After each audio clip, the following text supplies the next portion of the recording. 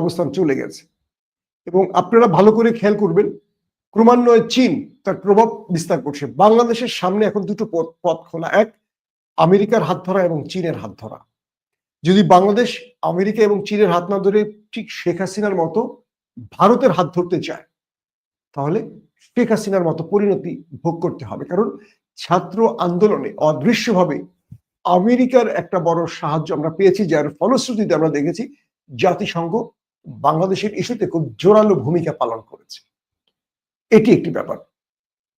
দ্বিতীয় যে ব্যাপারটি হলো, সেটি হলো ডোনাল্ড ট্রাম্প তিনি ভারতের চোখে বাংলাদেশকে দেখতে চান না, তিনি নিজ চোখে বাংলাদেশকে দেখতে চান, যা আমরা ইতিমধ্যে টের পেতে শুরু করেছি। কারণ ভারতকে উপেক্ষা করেই তিনি সামনে এগুতে চাইছেন।